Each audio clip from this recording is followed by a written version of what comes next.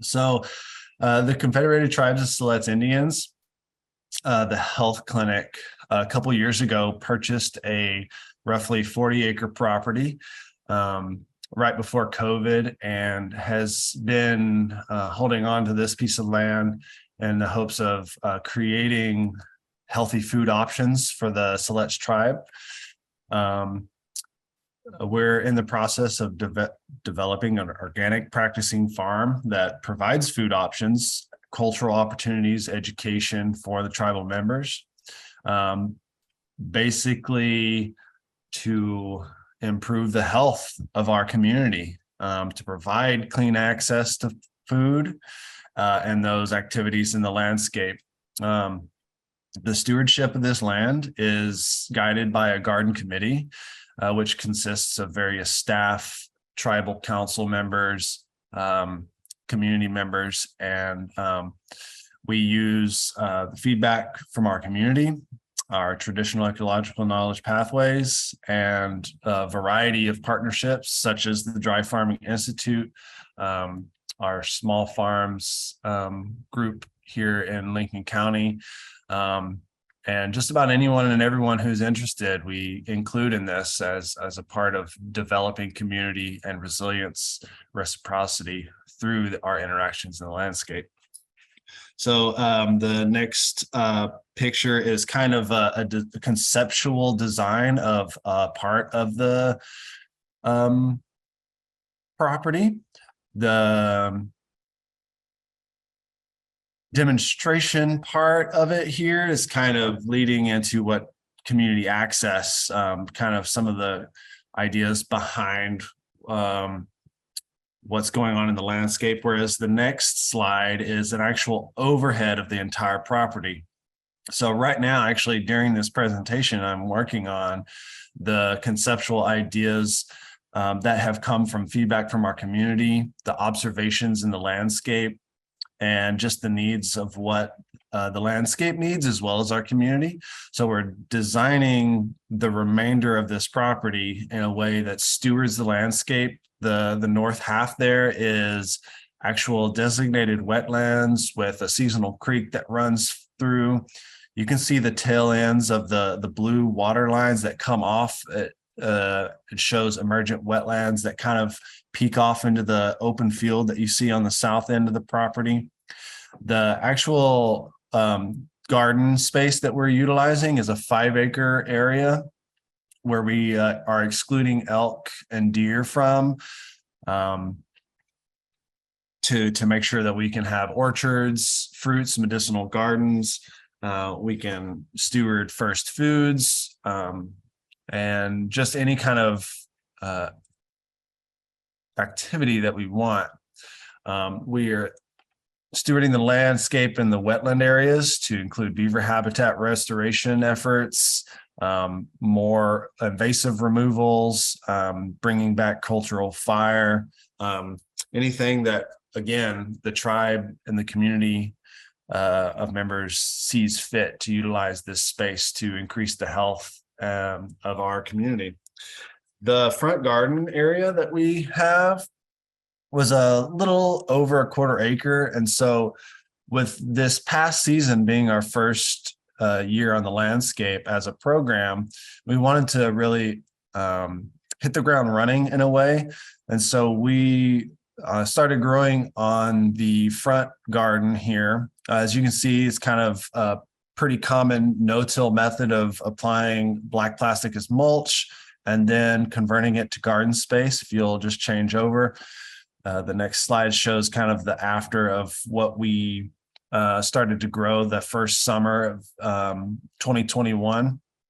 And a lot of this is basically a dry farm trial. So each plot that we have, there's some sunchokes, sunflowers, there's squash, strawberries, potatoes, beans, peppers, tomatoes, winter squash, and overwinter crops. This picture was kind of taken later in the summer going into fall. So there's some overwinter crops that we planted, but an interesting part of this front garden is we were kind of expecting to do some dry farm trials, but we're actually forced into it thanks to our water resource, it started to get low. So we decided to just stop irrigating overall. And luckily had already done some soil testing with Andy, had already done our own preliminary observations and kind of had an idea that this would work. And so we were actually able to harvest, if you'll go to the next slide and just cycle through a couple pictures. We were harvesting strawberries, potatoes, squash, and winter squash all through the season. And in our first year, just planting in June and not watering after July, we were able to harvest 750 pounds of food that was distributed and affected over 250 individuals in our community. And so that was just, it blew our mind for sure, but it really gave us the confidence, not only in our own growing techniques, but the capability of our observations in the soil and the landscape and patterning our growing practices around nature. So we were super stoked to have this like kind of forced trial happen.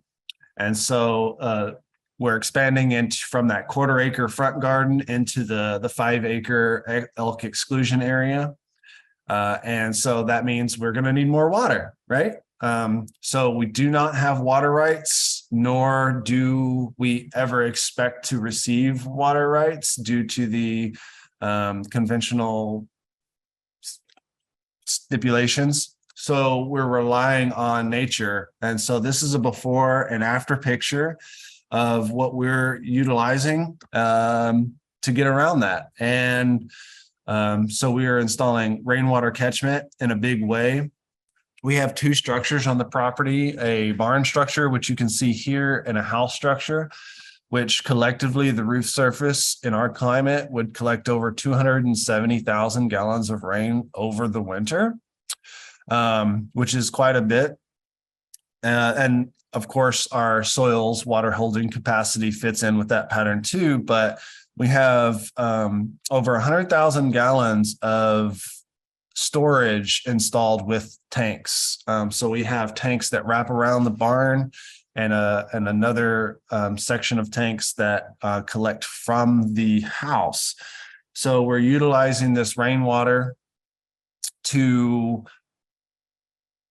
operate nursery, operate our wash and pack area, to establish orchards and to establish crops, with the expectation of either dry farming or growing crops with limited water resource. So we will be utilizing a lot of overwinter plantings, things like that, to really give the amount of food that is required to kind of start that food sovereignty process, to start feeding people throughout the year, giving that healthy nutritional option without imposing and having to input a whole lot of things such as water or fertilizer. So the next few slides we'll just kind of go through. There's elk kind of off in the field, standing next to and respecting the 8-foot high tensile electric fence that was installed. It's basically a super duper orchard fence, but it's, as you can see, is not very intrusive on the aesthetics of the landscape. So you don't really notice it when you're kind of looking out over the fields. It's really nice, and it's well built. The next slide is our greenhouse that we have installed here. There's actually a nice little rainbow going up and over it. So we were able to build a 30 by 70 commercial greenhouse for us this year.